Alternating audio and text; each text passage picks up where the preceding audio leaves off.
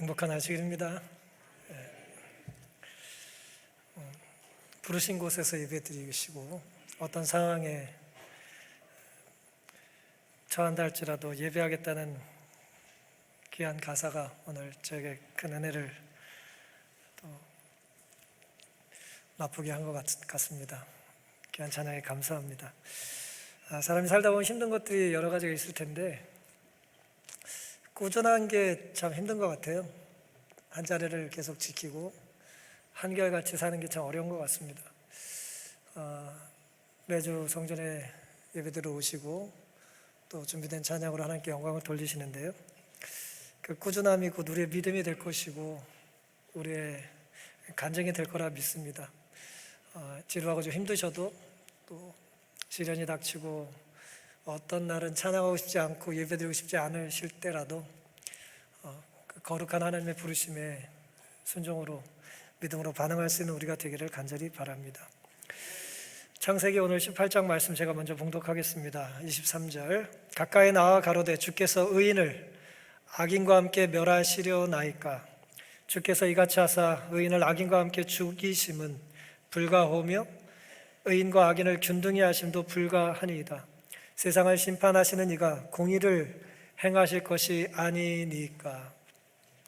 지금 아브라함이 하나님께 이제 기도를 드리고 있습니다. 질문을 하고 있어요.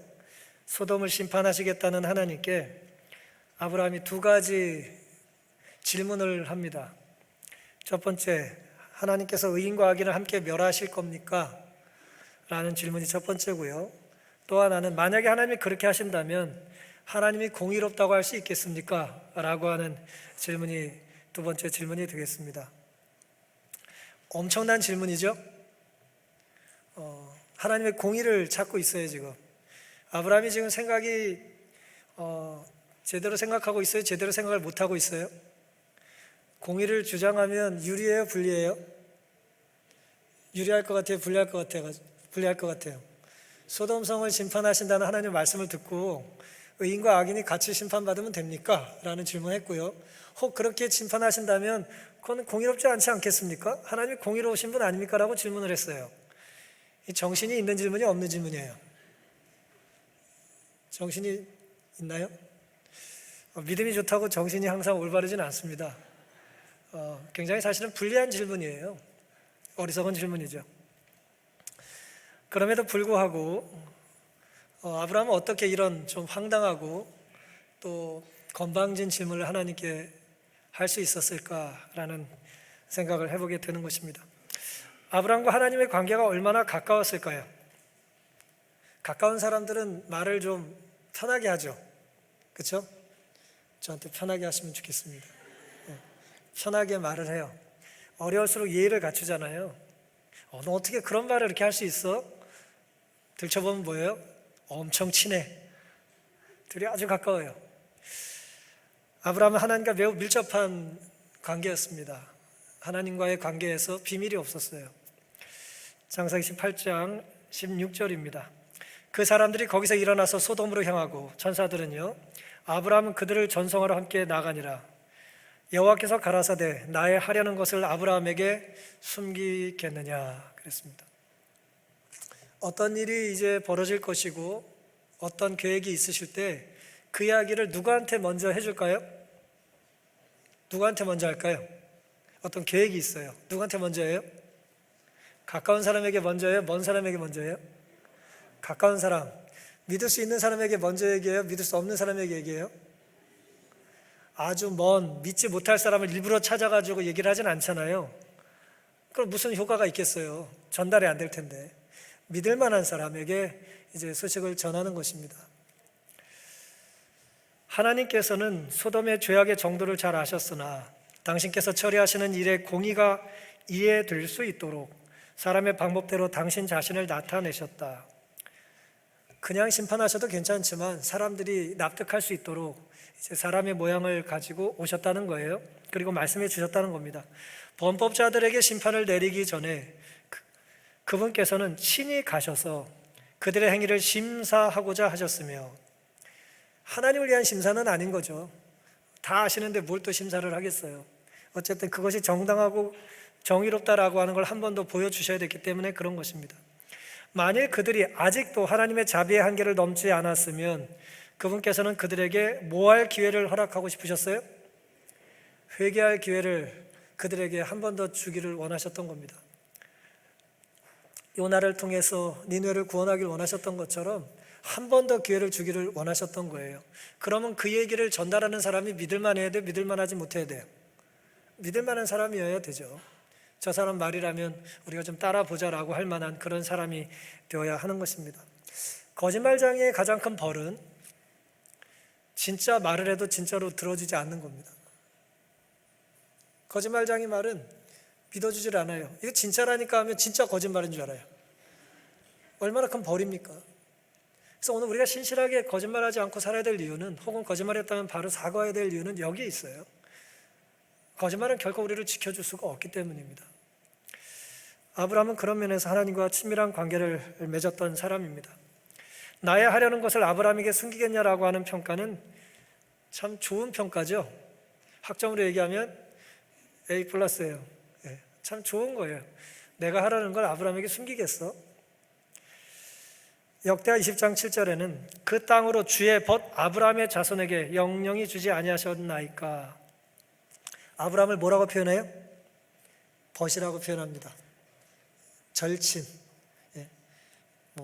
아주 가까운 사이입니다. 베스트 프렌드예요. 아주 가까운 사이예요. 누가 저를 소개할 때 제 절친입니다라 얘기하면 으쓱하잖아요, 그렇죠? 저 사람이 나를 믿는구나. 시편 25편 14절입니다. 여호와의 친밀함이 경외하는 자에게 있으며. 하나님은 누구를 친밀하게 생각하냐 하면 힘들고 어렵고 상황이 여의치 않아도 하나님을 항상 예배하는 사람을 하나님이 친밀하게 느끼십니다. 친밀함은 히브리어 소드라고 하는 말인데요, 은밀한 이야기, 특별히 절친한 친구, 절친한 사람들의 집단, 여기서는 우정, 이제 프렌십이에요. 그런 의지를 나타내는 것이라고 이제 본교주석은 기록을 합니다. 의인들은 하나님과 친밀한 교제를 즐깁니다. 누가 의로운 사람이에요? 하나님과의 교제를 뭐 하는 거예요?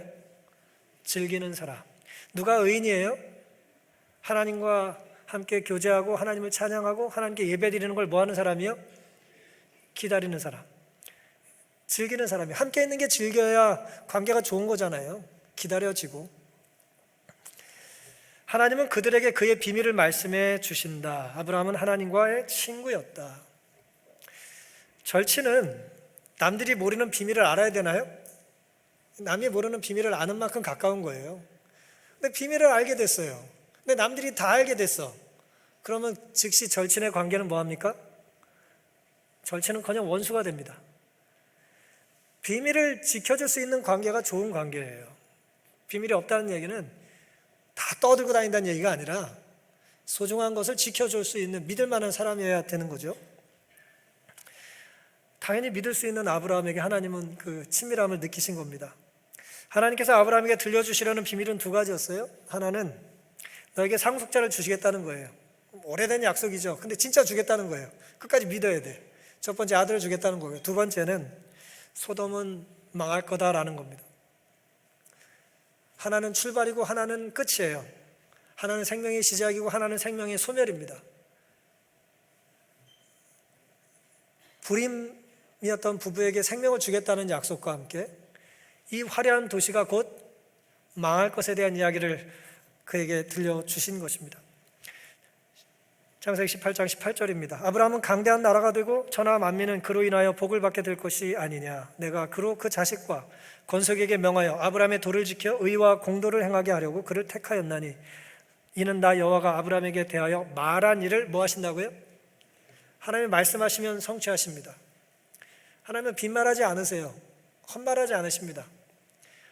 하나 안 하나 똑같은 그런 얘기하지 않으세요. 하나님 말씀하시면 책임지세요. 그래서 하나님 말씀하십시오, 제가 듣겠습니다 라는 기도는 엄청난 기도인 거예요. 말씀을 하시고 제가 들어보겠습니다, 그게 아니고요, 말씀하시면 내가 행한다는 그런 각오를 가지고 이제 드려야 되는 기도인 것입니다. 아모스 3장 7절입니다. 주 여호와께서는 자기의 비밀을 그종 선지자들에게 보이지 아니하시고는 결코 뭐하지 않으세요? 행하심이 없습니다. 하나님은 하나님의 일을 행하시기에 앞서서 하나님의 자녀에게 알려주세요. 왜? 가서 전하라고요.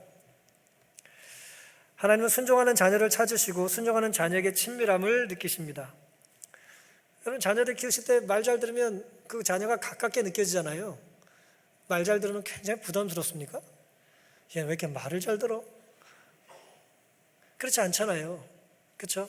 아버지를 믿어주고 하나님을 믿어주고 하나님이 하라는 대로 하고 명한 대로 행하면 하나님이 얼마나 가깝게 느끼시겠어요?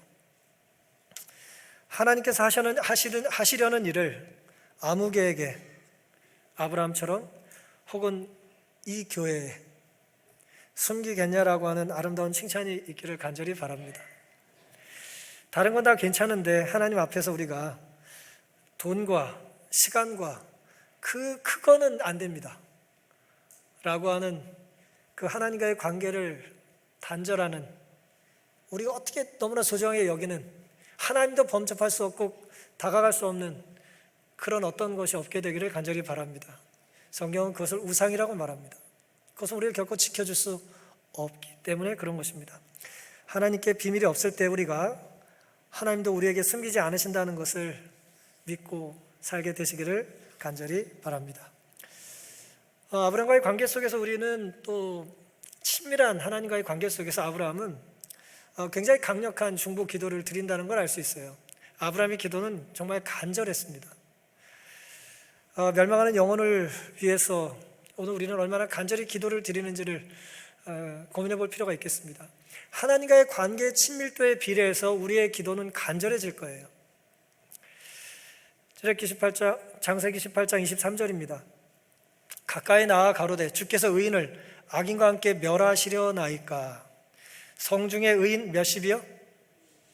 50명. 아브라함이 생각해 봤더니 50 정도면은 좀 괜찮을 것 같아요. 50이 있을지라도 주께서 그곳을 멸하시고 그 50인을 위하여 용서치 아니하시리까. 하나님이 의인과 악인을 같이 멸망시키면 안 되는데 그 성에 말이에요 50명 정도 의인이 있을 것 같은데 그들도 죽으면 어떻게 되겠습니까? 주께서 이같이 하사 의인을 악인과 함께 죽이시면 불가하오며 의인과 악인을 균등히 하심도 불가하니이다. 세상을 심판하시는 이가 공의를 행하실 것이 아니니까. 그렇게 하시는 건 된다 안 된다? 안 된다는 거예요. 자기가 질문하고 자기가 뭐예요? 자기가 대답해요. 판단을 못하고 있어요 지금. 이게 불리한 질문인데 자꾸 유리한 것처럼 얘기를 하고 있는 것입니다. 아브라함 스스로 불가하다는 거예요. 결단코 안 된다는 뜻입니다. 이 단어의 불가하다는 용례는 이제 원어적인 의미는 더럽혀진다 그런 뜻이에요. 그건 하나님의 거룩하심과 맞지 않다는 거예요. 하나님 그런 일을 행하시면 하나님이 오염된다는 것입니다. 그것은 참으로 그렇게 하는 것은 불경스럽습니다라는 외침이나 다름없다. 그러니까 의인과 악인을 균등하게 취급하는 행위는 오염된 것이요, 불결한 것이요, 더러운 것이라는 말이에요. 하나님 감히 어떻게 하나님께서 지존하신 분께서 그런 걸 이제 손을 직접 대시겠습니까? 그건 하나님과 관계가 없는 아주 멀리 있는 것과 같습니다. 이제 그런 문자적인 의미가 있는 것입니다. 달리 말해서 아브라함은 그러한 행동이 하나님의 거룩하심에 어울려야 어울리지 않아요. 절대 어울리지 않는다는 거예요. 하나님은 의로우신 분이기 때문에 의인과 악인을 함께 심판하시면 안 될 뿐더러 그것은 공의롭지 않지 않습니까? 하나님이면 공의를 행하셔야 되잖아요 라고 하나님께 감히 알려드리고 있습니다. 왜 이런 아브라함이 이런 주장을 혹은 이런 생각을 했을까? 전통적인 이스라엘 사람들의 생각은 이랬다는 거예요. 이스라엘 사람들은 전통적으로 소수의 악한 자들이 공동체 전체를 파멸에 빠뜨릴 수 있는 반면 의인들의 힘은 의인들 자신에게만 국한된다고 생각해 왔다는 거예요. 그러니까 우리가 죄를 이제 누룩이라고 말하잖아요. 죄는 악한 영향을 강하게 끼칠 수 있다는 거예요. 동의하십니까? 그런데 의인만 지키기에 급급한 거예요. 그러니까 자기 자신을 구원하는 것이 의이기 때문에 자꾸 의를 쌓는 일에 몰두하는 거죠, 개인이. 근데 내가 의를 쌓는다고 옆 사람이 선한 영향을 받아서 구원받지는 않는다는 게 일반적인 이스라엘 사람들의 생각이었다는 거예요. 그런데 아브라함은 놀랍게도 아브라함과 하나님 사이에 이제 의인만 구원받는 게 아니라 의인 때문에 누구도 구원받아야 된다? 악인도 구원받아야 된다는 아주 혁신적인 주장을 지금 하고 있는 거예요. 아브라함과 하나님 사이의 고대 근동의 시장 바닥에서 진행되는 것과 같은 흥정이 이루어지는데 그 숫자는 50에서 45, 40, 30, 20 몇 가지 내려가요? 10가지 내려가요. 점차 줄어듭니다. 악이 온 공동체를 파멸에 빠뜨린다면, 이해되세요? 악을 도려내지 않으면 악이 공동체를 오염시키고 또 썩게 만들어가지고 우리 유기체를 망가뜨리잖아요. 악이 우리 공동체를 썩게 만들어서 죽게 만들 수 있다면 아브라함은 이런 얘기를 하고 싶은 거예요. 의도, 우리의 공동체를 살릴 수 있어야 되지 않겠냐는 거예요. 그럴듯합니까? 아니, 악이 영향을 끼쳐가지고 죽인다면 의는 영향을 끼쳐서 살릴 수 있어야 되지 않냐는 얘기를 지금 아브라함이 하고 있는 거예요. 창세기 18장 27절입니다. 아브라함이 말씀하여 가로되 티끌과 같은 나라도 감히 주께 고하나이다. 계속 줄여서 이제 말을 해야 되는데 내가 이제 먼지 같은 흙덩이인 내가 하나님 앞에 감히 한번 이제 여쭙습니다 라고 이제 이야기를 하는 것입니다. 50, 45, 40, 30, 20, 10까지 구원을 위하여 흥정을 해요. 여러분 흥정해 보셨어요? 요즘 백화점에 정가제라 아주 그냥 정가제인데 그걸 가지고 깎아달라고 하면 어때요? 같이 쇼핑 다니지 마세요. 아주 부끄러운 일이고 불편한 일이죠. 그런데 흥정은 어디서 할 수 있습니까? 이제 시장 가면 할 수 있잖아요. 재래시장 가면, 그렇죠? 더 달라 그러고 못 준다 그러고 막 못 준다 그러고 또 정 많은 분 막 더 주고 막 그러잖아요. 그렇죠? 그런 곳에서 흥정을 하는 거예요. 다음에 많이 사줄 테니까 좀 더 달라 그러고 계속 이제 이렇게 사람 사는 냄새가 나는 건 아닙니까? 지금 시장판처럼 말이에요. 하나님과 아브라함이 흥정을 하고 있어요. 6번이나 흥정을 지금 누가 바꿔요? 흥정의 조건을 누가 바꾸고 있어요? 아브라함이 바꾸고 있어요. 이렇게 자꾸 흥정 바꾸는 사람은 좋은 사람이 나쁜 사람이에요. 거래할 수 있어요, 없어요? 온다 그러놓고 안 오고 10분 뒤에 간다 그러고 안 오고 40분 뒤에 간다고 안 오고 6시에 온다 그러고 안 오고 몇 번을 바꿨다고요? 6번에 바꾼 사람을 들어줄 수 있어요, 없어요? 자연수 6번이나 빠지면 잘라요. 어떻게 들어줘요, 그 사람 약속을? 제가 설교한다고 그래놓고 6번을 자리를 채우질 않았어요. 하필 얘기해서 쫓겨날 거 아닙니까? 6번의 약속을 바꾸는 사람을 어떻게 믿어요? 어려운 것입니다. 베드로는 보통 이스라엘 사람 3번 들어주고요. 7번 뭐 얘기하고. 힘든 거죠. 하나님께서 아브라함이 자꾸 조건을 바꿀 때마다 무슨 생각을 하셨을까요? 요거 똘똘하게 생겨가지고 불렀더니 이거 영 못 믿겠네? 믿을 수 없네? 그렇게 생각하셨을까요?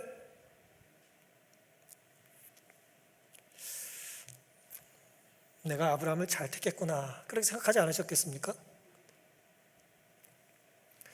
귀찮아 분노가 치밀으신 게 아니라 죄인을 살리려는 하나님의 마음을 아브라함이 이해하고 있는 거잖아요.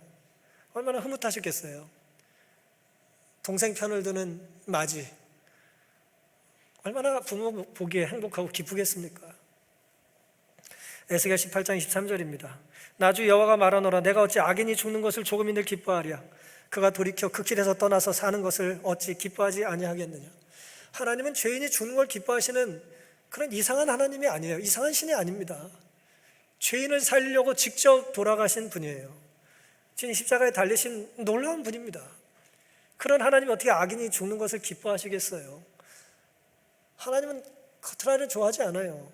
컷오프하는 걸 좋아하시는 분이 아닙니다. 아유 잘 됐네 그냥 보기도 싫은데 잘 잘랐다 아주 그냥 그러시는 분이 아닙니다. 어떻게든 끌어당겨서 그냥 한 번 회개하면 뭐 온 인생 전부 회개한 것처럼 카운트해 주시는 분이 하나님이에요. 그게 하나님의 지선이고 하나님의 사랑인 것입니다. 멸망하는 영혼에 대한 사랑이 아브라함의 기도에 힘을 불어넣었다.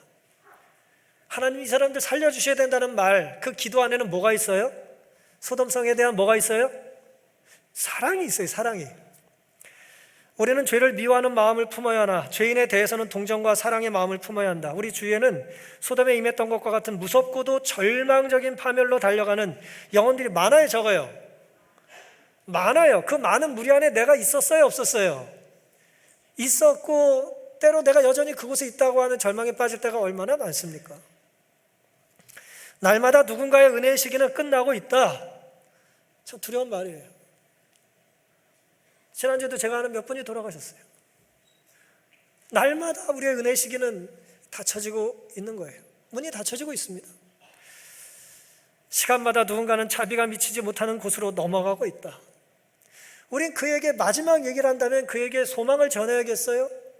아니면 너는 죽어 마땅하다고 말을 하겠습니까? 회개할 수 있는 기회를 끊임없이 제공해야 되지 않겠어요? 아직 기회가 있다.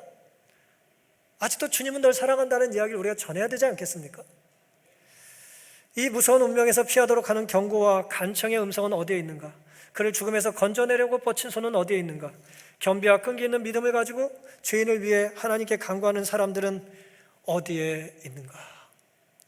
선지자가 우리에게 주는 질문이자 요청이자 명령이에요. 어디 있어야 될까요? 어디서 이 소리를 들을 수 있어야 될까요? 어디서 이런 분위기를 맛볼 수 있어야 될까요? 죄송하지만 세상엔 이런 데가 없어요. 세상은 늘 성적으로, 능력으로, 경력으로, 실력으로 줄을 세우잖아요.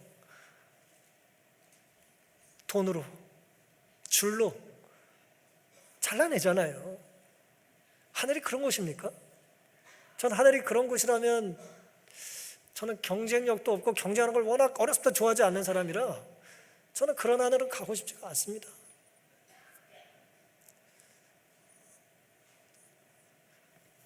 하늘은 하나님의 마음을 경험할 수 있는 곳 아니에요?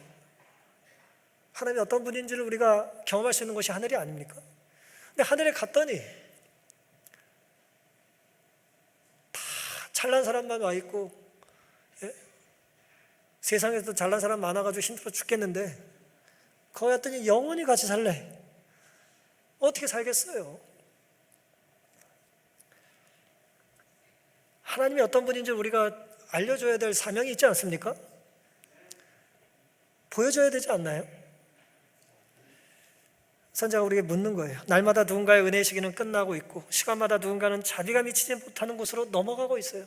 그게 좋은 곳인 줄 알고, 소돔 가면 살 수 있는 줄 알고, 소돔 가서 한 자리 하면 내가 구원받을 수 있는 줄 알고 자꾸 넘어가는 거예요. 경계를. 하는 짓을 봐서 죽어 마땅합니다가 아니라 아브라함은 그들을 구원하기 위하여 중보 기도를 간절하게 하고 있는 것입니다. 마치 예수님께서 그런 기도를 하셨던 것처럼 아브라함은 이미 그런 기도를 우리에게 보여주고 있는 겁니다. 누가복음 22장 44절, 예수께서 힘쓰고 해서 더욱 간절히 기도하시니 땀이 땅에 떨어지는 모처럼 됐어요. 끈덕끈덕한 피처럼, 핏방울처럼 예수님을 향하여 돌을 던지고 못을 받고 조롱하고 핍박하는, 예수님을 pit게 침을 뱉는 사람들에게 저들이 하는 것을 알아요, 몰라요? 알지 못한다고 그들을 위한 중보기도를 예수님께서 하시는 것입니다. 사랑한다면 그 영혼을 위해 누구처럼요? 예수님처럼, 또 아브라함처럼 간절히 중보 기도할 수 있는 그런 마음을 우리가 가질 수 있기를 간절히 바랍니다. 오늘 우리가 이곳에 어떻게 있을 수 있을까요? 여러분과 제가 여기 어떻게 이렇게 예쁘게 옷 입고 앉아가지고 이렇게 있을까요? 우리의 삶에는 예수님의 기도, 또 아브라함 같은 분의 기도가 있었기 때문입니다. 우린 그 기도의 힘과 은혜로 이 자리에 있는 거예요. 내가 알든 모르든 누군가의 기도는 끊임없이 우리를 이곳에 서게 하고 앉게 하는 것입니다. 기도는 놀라운 힘이 있어요. 누군가 순서를 쓸 때 앞에서 누가 간절히 기도할까요? 그 순서 쓰는 사람들의 가족 간절하죠. 예? 누가 대표 기도를 하는데 자꾸 말을 자꾸 틀리게 해. 기도하는 사람을 위해서 기도해 보셨습니까? 예. 그런 간절함이 우리에게 사랑이라고 하는 연결고리로 이어질 수 있게 되기를 간절히 바랍니다. 아브라함의 삶에서 우리가 또 이 상황에서 기억해 볼 수 있는 것은 하나님의 놀라운 은혜입니다. 은혜가 얼마나 놀라운가라고 하는 거예요. 롯은 결국 아브라함 덕에 이제 구원을 받습니다. 창세기 18장 32절입니다. 아브라함이 또 가로되 주여 주는 노하지 마옵소서. 내가 이번만 더 말씀하리이다. 거기서 10인을 찾으시면 어찌하시리오나이까. 가라사대 내가 10인을 인하여도 멸하지 아니하리라. 여호와께서 아브라함과 말씀을 마치시고 즉시 가시니 아브라함도 자기 곳으로 돌아갔더라. 여기서 이제 굉장히 우리가 그 좀 뭐라 할까 좀 이해하기 힘든 상황이 하나 펼쳐져요. 갑자기 흥정이 뭐예요? 흥정이 끝나버렸어요. 아브라함이 한 번 더 외쳐야 되는 거 아닌가요? 9명, 7명, 한 4명 뭐 좀 외쳐야 되지 않았을까요? 어쩌다 보니 흥정이 이제 33절에 끝나요. 아브라함도 그치고 하나님도 이제 아브라함의 자리에서 이제 떠나가셨다 그랬습니다. 왜 갑자기 흥정이 중단되었을까? 월터 브루그만 박사는 이렇게 주석을 하고 있습니다. 숫자 논의가 10명 선에서 끝난다는 점에서 그 중단은 놀라운 것인데요, 만일에 우리가 수학자처럼 생각한다면 꼭 10명이어야 하고 9은 안 되냐는 물음을 던질 수 있지 않아요? 도대체 뭘 기준으로 10명은 되고 9은 안 되냐는 거예요. 예를 들어 이런 질문이 있을 수 있잖아요. 그러나 그렇게 하면 핵심을 놓친다는 거예요. 핵심은 뭔가요?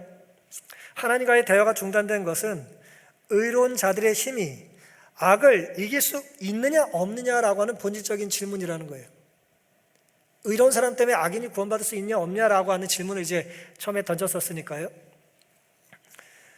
대화가 중단된 것은, 하나님과의 대화가 중단된 것은 의로운 자들의 힘이 악을 이길 수 있다는 핵심적인 사실이 확립되었기 때문이다. 이제 숫자를 가지고서 이야기를 계속할 필요가 없다고 이제 기록을 합니다.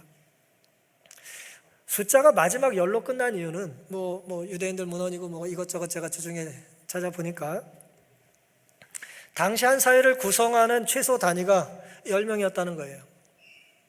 이제 유대 달무드 주석에도 그렇게 기록이 되어 있습니다. 히브리인들의 이 사고 속에는 10명이 사회 구성원의 최소 단위예요. 그러니까 이제 소돔이 거룩하냐 거룩하지 않냐라고 볼 때 최소 단위의 공동체가 의로운 숫자가 10명이었기 때문에 아브라함은 그 질문을 했다는 거예요. 소돔에 누적된 악을 감당할 수 있는 의로운 공동체의 최소 한도를 아브라함은 이제 10명, 우리로 얘기하면 소그룹 하나로 본 겁니다. 하나의 소그룹 정도가 살아있어야 이 많은 소그룹들이 살 수 있어야 되지 않겠냐는 그런 질문과 같은 것입니다. 아브라함은 어쨌든 어떻게든 소돔 백성들을 구원하려고 최선을 다했던 거예요. 아브라함에는 뭐가 있어요? 아브라함에게는 사랑이 있습니다. 아브라함의 정신은 그리스도의 정신이었다. 하나님의 아들 자신이 죄인을 위해 크신 중재자시다. 죄인이 구원을 위해 값을 치르신 그분은 인간의 영혼의 가치를 알아요, 몰라요? 영혼의 가치를 예수님은 아세요. 한 영혼의 가치를 아시는 겁니다. 티 없이 순결한 상태에서만 존재할 수 있는 그런 악에 대한 적개심과 함께 그리스도께서는 무한한 선만이 품을 수 있는 사랑을 죄인에게 나타내셨다. 그리스도인은 하나님이 죄를 싫어하시는 것처럼 죄를 싫어할 수 있어야 되지만 동시에 하나님께서 죄인을 사랑하시는 만큼 뭐 할 수 있어야 돼요? 죄인을 아끼고 사랑해야 합니다. 근데 우리는 그렇게를 잘 못하잖아요. 예수님께서는 그래서 요한복음 16장 23절에 너희가 무엇이든지 아버지께 구하는 것을 누구의 이름으로 주시겠다고요? 자기 이름으로 기도하면 안 돼요. 백인 올림 효과 없습니다. 예수님의 이름으로 기도를 드려야 되는 거예요. 예수님의 이름으로 우리의 기도를 하나님께서는 받아주시는 거예요. 주님은 자기 하는 것을 알지 못한 자를 위한 사함의 기도를 그렇게 알려주시는 것입니다. 하나님의 용서는 우리의 의나 공로, 헌신이나 가능성 때문이 아니라 누구 때문이에요? 예수님의 피 흘리심 때문입니다. 그 안에 우리의 죄값이 포함되어 다 싸매져서 해결이 됐기 때문에 그런 것입니다. 따라서 소돔은 결국 멸망했지만 롯의 가족은 구원을 얻었어요. 의인은 구원을 받은 거예요. 그런데 어떻게 롯은 구원을 받을 수 있었을까? 창세기 19장 29절에 놀라운 말씀이 있어요. 하나님이 들의 성들을 멸하실 때, 곧 롯이 거하는 성을 엎으실 때에 누구를 생각하사? 아브라함을 생각하사 롯을 그 엎으시는 중에서 내어 보내셨더라 그랬습니다. 아브라함 덕에 롯이 구원을 받아요. 하나님이 아브라함을 생각했다는 거예요. 롯을 구원하면서. 하나님이 기억하시면 피조물은 구원을 받는다는 것이 성경의 가르침입니다. 창세기 8장 1절에 하나님이 노아와 그와 함께 방주에 있는 모든 들짐승과 육축을 권념하사 권념한다는 이 말씀의 히브리어가 생각한다는 얘기예요. 창세기 19장 29절에 아브라함을 생각하사라는 말과 이 창세기 8장 1절에 육축을 권념하사라고 하는 이 말은 자카르라고 하는 히브리어가 똑같은 말이에요. 그들을 생각하시고 이제 구원해 주셨다는 것입니다. 여기 놀라운 새로운 계산이 있어요. 다른 차원의 수학이 있는 것입니다. 한 사람을 생각하심으로 다른 영혼을 구원하는 거예요. 예수 그리스도의 기도로 죄인을 구원해 주시는 것입니다. 엄청난 은혜인가요? 반반이 아니에요. 예? 반반이 아닙니다. 은혜 반, 공의 반, 뭐 그런 수식으로 나눠가지고 50대 50이 맞춰져야 우리를 구원해 주시는 게 아니라 하나님께 자기의 삶을 구별해 드린 의인이라고 인정해 주는 공적으로는 예수 그리스도를 표상할 만한 놀라운 그런 인물, 그런 역할을 통해서 하나님은 죄인을 구원할 수 있는 기회를 제공해 주기를 원하시는 겁니다. 그게 우리가 믿고 있는 기독교의 하나님이에요. 로마서 5장 17절 한 사람의 범죄를 인하여 사망이 그 한 사람으로 말미암아 왕노릇하였은즉 더욱 은혜와 의의 선물을 넘치게 받는 자들이 한 분 예수 그리스도로 말미암아 생명 안에서 무슨 노릇을 합니까? 왕노릇을 합니다. 아담의 범죄로 모든 자손들이 그 죄의 영향 안에서 신음하며 살지만 예수 그리스도의 순종과 중보와 희생을 통하여 인류는 구원을 얻게 되는 것입니다. 놀라운 은혜인가요? 이 은혜가 감사하십니까? 하나님께서 오늘 우리에게 아브라함을 통해서 아브라함의 기도를 통해서 이런 놀라운 은혜를 베풀어 주셨음을 인하여 감사합니다. 하나님께서는 아브라함의 기도에 사실은 호세아를 통하여 이렇게 응답을 해주셨어요. 호세아 11장 8절입니다. 에브라임이여 내가 어찌 너를 놓겠느냐? 이스라엘이여 내가 어찌 너를 버리겠느냐? 내가 어찌 아드마같이 놓겠느냐? 어찌 너를 스보임같이 두겠느냐? 내 마음이 내 속에서 돌아와서 나의 긍휼이 온전히 불붙어 타도다. 내가 나의 맹렬한 진노를 바라지 아니하며 내가 다시는 에브라임을 멸하지 아니하리니 이는 내가 사람이 아니요 하나님입니다. 나는 너희 가운데 거하는 거룩한 자니 진노함으로 내가 임하지 아니하리라. 심판하지 않겠다는 얘기인데요, 계속해서 아드마 스보임이라는 표현을 쓰죠. 이 아드마 스보임이란 말은 소돔이 멸망할 때 같이 멸망했던 근처 도시를 얘기하는 거예요. 다르게 말씀드리면 이제 이런 식으로 내가 너희들 다시는 심판하고 싶지 않다는 거예요. 내가 너희들 사랑하고 구원하길 원하지 내가 너희를 심판하는 것은 내 마음이 내 뜻이 아니라는 것입니다. 호세에게 밝혀지는 하나님은 속임을 당해도 여전히 정조를 지키고 재결합을 애타게 바라며 뜨거운 마음으로 화해를 열망하는 감정이 풍부한 배우자기도 하다. 호세아에게 주신 말씀이 모세의 질문에 대한 대답이라고 제가 말씀드렸잖아요. 하나님 어떻게 의인과 악인을 같이 멸망시킵니까? 그렇다고 공의롭다고 하실 수 있겠습니까? 라고 했을 때 하나님이 호세아를 통해서 이렇게 대답하시는 거예요. 호세의 아내 고멜은 부정한 여인 아니에요. 부정한 여자가 바람을 피고 뭐 아이를 갖고 돌아와서도 계속 같이 살기를 원하면 데리고 살잖아요. 타락한 이스라엘 백성들에 대한 이제 모습을 하나님은 그렇게 호세아를 통해서 보여주신 건데, 아브라함 햇셀은 이렇게 말을 하고 있는 것입니다. 하나님은 끊임없이 우리의 공헌과 우리의 헌신과 우리의 서원이 헛된 것이고 우리를 하나님을 속이는 것이라고 하는 것을 알고 계신다 할지라도 여전히 하나님은 정조를 지키시며 우리의 배우자로서의 역할을 하시는 걸 포기하지 않으신다는 거예요. 놀라운 하나님의 사랑과 은혜가 아닐 수 없습니다. 베드로서 2장 7절입니다. 무법한 자의 음란한 행실을 인하여 고통하는 의로운 롯을 건지셨으니. 이제는 롯이 의롭다는 거예요. 누구 때문에 구원받은 사람인데? 아브라함 때문에 구원받은 사람인데 그를 의롭다고 이제 카운트해 주시는 거예요. 어떻게 롯이 의롭다는 것인가? 아브라함이 택하려고 했던, 마음대로 택하라고 했더니 자기 유리한 데 택하고 말이에요. 욕심을 부렸던 사람인데 말이에요. 성경이 그를 의롭다고 인정을 하는 건 놀랍지 않습니까? 호세아 11장 1절입니다. 이스라엘이 어렸을 때 내가 사랑하여 내 아들을 애굽에서 불러내었다 그랬습니다. 사랑하니까 어떻게 보여요? 조금 의를 행해도 크게 상을 주시는 겁니다. 여러분, 오늘 우리의 하나님을 향한 진심 혹은 열심, 신실함은 얼마나 큰가요? 얼마나 내세울 만한가요? 참 부족하지 않습니까? 하지만 우리는 연약하고 부족하지만 우리의 작은 다짐과 작은 눈물과 작은 몸부림을 하나님 그 어떤 것보다 크게 봐주신다는 것을 인하여 감사하게 되시기를 간절히 바랍니다. 프란체스카 도노 리, 이제 이승만 박사의 이제 영부인이었죠. 이분의 이제 뭐 언제 쓴 편지인지 잘 모르겠습니다만은 두 분이 연애 시절에 주고받았던 편지라고 알려진 연서의 내용입니다.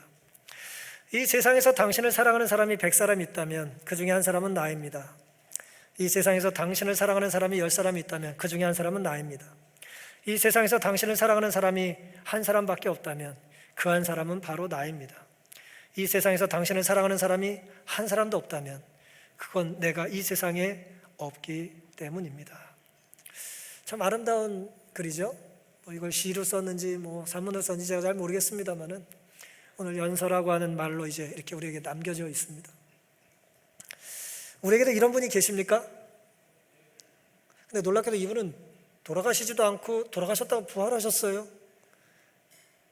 이분은 늘 살아계십니다. 그러니 우리를 사랑하는 분이 적어도 몇 분은 있다? 한 분은 계십니다. 그러니 아무도 날 사랑해 주지 않는다고 하고 절망하지 않게 되시기를 간절히 바랍니다. 교회 가도 친구가 없다, 직장에 가도 아무도 날 알아주지 않는다, 집은 가기도 싫다, 그런 생각하지 않게 되시기를 바랍니다. 특별히 사랑하는 학생들, 청년들, 어르신에 이르기까지 나에게 전부를 주신 분이 여전히 계심을 믿으시고 우리를 붙잡고 계심을 믿으시고 부정한 우리와의 재결합을 위하여 정조를 지키며 순결함을 지키며 살아계심을 의심하지 않게 되시기를 간절히 바랍니다. 우리 말이라면 늘 속아주시고 우리 잘못을 주님 탓으로 삼으시고 애타가 기다리시는 예수의 마음으로 감사함으로 받아들일 수 있게 되기를 간절히 바랍니다. 이 큰 사랑을 저는 이해할 수는 없지만 저는 감사합니다. 그저 염치 없이 그 은혜를 누리기를 원합니다.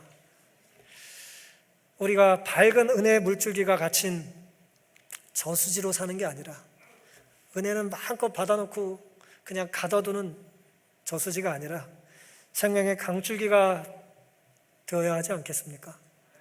이 받은 놀라운 은혜를 우리가 나눠주며 살아야 되지 않겠어요?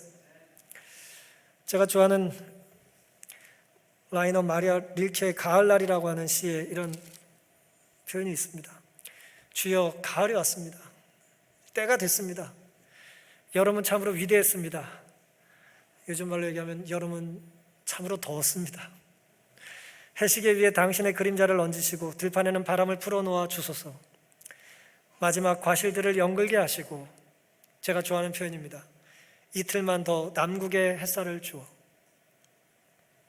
더 온전하게 있게 하여 짙은 포도주의 단맛이 스미게 하소서. 이틀만 더. 이 남국의 햇살이 이틀만 더 우리에게 주어진다면 좀 더 귀한 과실이 맺을 수 있을 거라는 그런 가을의 기도를 이야기하고 있는 것입니다. 하나님께 좀 더 시간을 달라고 아브라함은 계속해서 숫자를 계속해서 낮추면서 기도를 드리지 않았습니까? 저를 봐서라도 아무개를 좀 기억해 달라고. 다윗이 압살롬을 부탁하잖아요. 나를 봐서. 우리 다시 좀 살려달라고 말하지 않습니까? 사랑하는 성도 여러분, 우리는 때로 시간이 우리 편인지 아닌지가 궁금할 때가 많아요. 시간이 우리 편입니까? 다시 말씀드리면 우리에게 시간이 더 주어지면 우리는 하나님께서 기뻐하실 만한 삶의 열매를 맺춥니까? 하나님 우리를 좀 더 살게 하실 이유가 있을까요? 어떻게 생각하세요? 네가 앞으로 100년 더 살아라 라고 하면 오늘 우리의 삶의 모습을 통하여 하나님의 은혜가 강수처럼 흘러서 죽어가는 영혼들이 얼마나 더 구원을 받을 수 있겠느냐라고 하는 그런 질문을 드리고 싶은 것입니다. 주님처럼 사랑하고 주님처럼 기도드리고 주님처럼 사랑을 포기하지 않으며 우리에게 주어진 생명을 다할 수 있게 되기를 간절히 바랍니다. 소돔의 죄를 우리는 한 줌도 막지 못한다 할지라도 그들을 위하여 간절히 기도드릴 수 있을까요? 우리가 어떤 노력을 해도 누군가는 끝까지 자기의 삶을 고집할 수 있겠지만 그를 위해서 기도할 수는 있습니까? 기도해야 할까요? 그가 죄를 탐하는 것보다 더 간절히 위하여 기도를 드려야 되지 않겠습니까? 그런 기도의 다짐이 우리의 다짐이 될 수 있기를 간절히 바랍니다. 하나님은 그런 기도를 기뻐하시고 친밀하게 느끼실 겁니다. 의인의 간구는 역사하는 힘이 많다는 걸 믿으십니까? 이 야고보서의 이야기가, 그 약속이 오늘 우리 것이 될 수 있기를 간절히 바랍니다. 하나님은 하나님 자녀의 질문에 언제나 사랑으로 응답하시는 분이라는 것을 믿으시고 또 맛보아 누릴 수 있는 살아갈 한 주가 될 수 있기를 바라면서 오늘 말씀을 마치겠습니다.